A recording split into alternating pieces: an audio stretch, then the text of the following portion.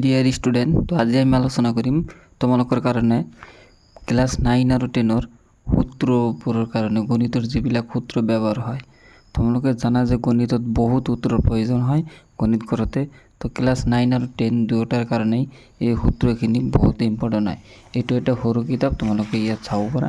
তো এই কিতাপৰ পৰা মই যিমানখিনি সূত্ৰ দিম, বিশেষকৈ এইবাৰ মানে যিসকল ক্লাছ 10ত আছে, মেট্ৰিক দিবা, তো সিহঁতৰ কাৰণে বহুত ইম্পৰ্টেণ্ট। তো ভিডিঅ'টো স্কিপ নকৰাকৈ শেষলৈকে চোৱা, তোমালোকৰো অলপ হ'লেও উপকাৰ হ'ব, মই 100% গেৰাণ্টি দি কৈছোঁ।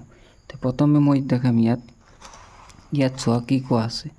ইয়াত চোৱা কোৱা আছে বিভিন্ন প্ৰকাৰৰ কোণ।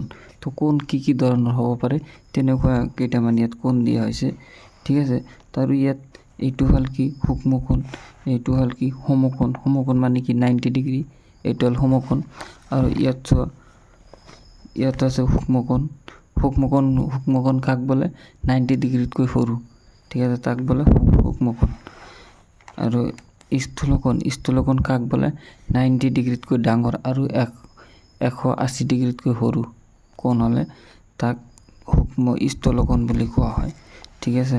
আৰু সৰল কোণ, তোমালোকে জানা যে এটা সৰল ৰেখা, এইটো হ'ল সৰল কোণ। তো সৰল ৰেখাৰ কোণটো কিমান হয় 180 ডিগ্ৰী। তো এইটো তোমালোকে মনত ৰাখিবা এইখিনি, ঠিক আছে। আৰু এইটো চোৱা সম্পূৰ্ণ কোণ, এই গোটেইখিনি কোণ মিলি কিমান হ'ব 360 ডিগ্ৰী কোণ হ'ব, ঠিক আছে, 360 ডিগ্ৰী। তো ইয়াত মানে এইবিলাক মানে ক্লাছ 9ৰতো আছে, 9ৰ কাৰণে ইম্পৰ্টেণ্ট, 10ৰ কাৰণে ইম্পৰ্টেণ্ট, আৰু বিশেষকৈ ইম্পৰ্টেণ্ট আছে। ইয়াত আৰু বহুত কোণ দিয়া আছে। এনেকুৱা ধৰা তোমালোকৰ 9ত বহুতকেইটা অংক দিয়া আছে, চেপ্টাৰে আছে এটা এনেকুৱা, ঠিক আছে। এনেকুৱা কোণৰ এটা চেপ্টাৰে আছে, তোমালোকৰ কাৰণে বহুত ইম্পৰ্টেণ্ট এইটো। আৰু আছে কি মই এতিয়া বিশেষকৈ ক্লাছ 10ৰ কাৰণে এটা মানে কেইটামান আছে সূত্ৰ আছে, সেইকেইটা ইয়াত তোমালোকে চোৱা। ইয়াত চোৱা কি দিয়া আছে, কোৱা আছে কি ত্ৰিকোণমিতি। তো ক্লাছ 10ৰ যিটো ত্ৰিকোণমিতি চেপ্টাৰ আছে, সেই চেপ্টাৰৰ কাৰণে এই সূত্ৰখিনি মানে বহুত ইম্পৰ্টেণ্ট, ঠিক আছে, বহুত ইম্পৰ্টেণ্ট। তো তোমালোকে আগতে চোৱা, তোমালোকে চালে গম পাবা যে ইম্পৰ্টেণ্ট হয় নে নহয়। ইয়াত ত্ৰিকোণমিতি বুলি দিয়া আছে, আৰু এইখিনি ইয়াত কোনো সূত্ৰ নাই। তো ইয়াত চোৱা তোমালোকে, মই এটা মানে ভিডিঅ' বনাইছিলোঁ যে তোমালোকে হয়তোবা চাইছা, যদি চোৱা নাই তেনেহ'লে চেনেলত গৈ চাই লোৱা।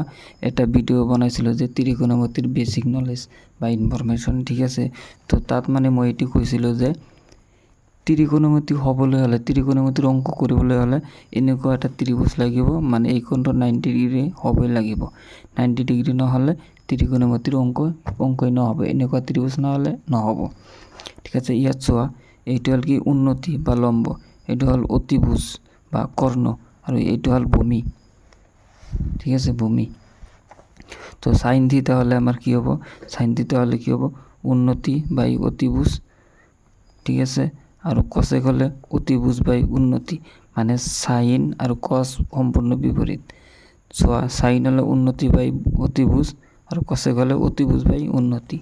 আৰু ইয়াত চোৱা কচ থিটা ভূমি বাই অতিভুজ, আৰু চেক থিটা কি আছে অতিভুজ বাই ভূমি। আৰু ইয়াত চোৱা ইয়াত দিয়া আছে টেন থিটা। তো টেন থিটা কি আছে উন্নতি বাই ভূমি, আৰু কট থিটা কি আছে ভূমি বাই উন্নতি, মানে ইয়াত বিপৰীত কেইটা দিয়া হৈছে। চোৱা সাইনৰ বিপৰীত কচেক, কচৰ বিপৰীত চেক, টেনৰ বিপৰীত কট। আৰু ইয়াত চোৱা কেইটামান সূত্ৰ দিয়া আছে। তো সাইন থিটা ইনটু কচেক থিটা, ইয়াত একো নাই, মানে কি আছে ইয়াত পূৰণ হৈ আছে। তো সাইন থিটা ইনটু কচেক থিটা ইকুৱেল 1, আৰু এইটোক আমি কেনেকৈ লিখিব পাৰোঁ, সাইন থিটা ইকুৱেল আমি কি লিখিব পাৰোঁ 1 বাই কচেক থিটা, বা কচেক থিটা ইকুৱেল কি লিখিব পাৰোঁ 1 বাই সাইন থিটা। আৰু ইয়াত চোৱা কচ থিটা ইনটু, ইয়াত ডট দি আছে, চোৱা ডট মানে পূৰণ, আৰু কিছু নাথাকিলে পূৰণ হৈ আছে, ঠিক আছে। কচ থিটা ইনটু চেক থিটা ইকুৱেল 1, আৰু এইটো আমি কচ থিটা ইকুৱেল কি লিখিব পাৰি 1 বাই চেক থিটা, আৰু চেক থিটা ইকুৱেল 1 বাই কচ থিটা লিখিব পাৰোঁ। ঠিক তেনেকৈ ইয়াতো দিয়া আছে টেন থিটা ইনটু কট থিটা ইকুৱেল 1, আৰু টেন থিটা ইকুৱেল 1 বাই কট থিটা, বা কট থিটা ইকুৱেল 1 বাই টেন থিটা। আৰু ইয়াত চোৱা টেন থিটা ইকুৱেল কি আছে সাইন থিটা বাই কচ থিটা, কট থিটা সাইন থিটাৰ বিপৰীত কট থিটা ইয়াত দিয়া আছে, ইয়াত তোমালোকে আগতে পাইছা। ইয়াত চোৱা ইয়াৰ নিচিনাই বিপৰীত সম্পূৰ্ণ। তো ইয়াত টেন থিটা কি আছে সাইন থিটা বাই কচ থিটা, আৰু কট থিটা চোৱা কচ থিটা বাই সাইন থিটা। আৰু ইয়াত দি আছে কি সাইন স্কোয়াৰ থিটা প্লাস কস স্কোয়াৰ থিটা ইকুৱেল 1।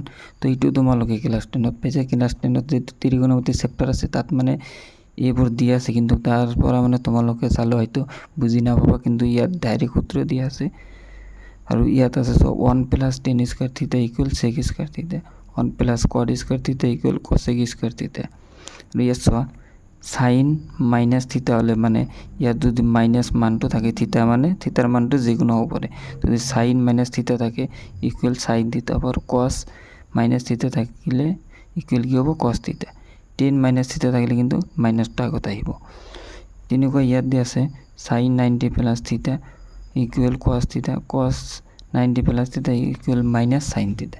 ইয়াত কিন্তু মাইনাস হৈছে, বুজি পাইছা, ইয়াত কিন্তু মাইনাস হৈছে। আৰু ইয়াত চোৱা এনেকুৱা ইয়াত আৰু বহুত আছে, এই গোটেইখিনি তোমালোকৰ কাৰণে ইম্পৰ্টেণ্ট নহয়, কিন্তু যিসকল এতিয়া মানে ধৰা হায়াৰ ছেকেণ্ডেৰীত পঢ়ি আছে, ক্লাছ 11 বা 12 সাইন্স লৈ পঢ়ি আছে, তো সিহঁতৰ গণিতৰ কাৰণে এইখিনি ইয়াৰ পৰা গোটেইখিনি ইম্পৰ্টেণ্ট, ইয়াত যিমানখিনি আছে গোটেইখিনি ইম্পৰ্টেণ্ট, বুজিছা, গোটেইখিনি ইম্পৰ্টেণ্ট। আৰু এইফালে আছে চোৱা বহুতকেইটা আছে, তো এইটো বহুতেই গুৰুত্বপূৰ্ণ কিতাপ হয় তোমালোকৰ কাৰণে। যদি তোমালোকে বজাৰত পোৱা তেনেহ'লে কিনি ল'বা এইটোৰ নাম।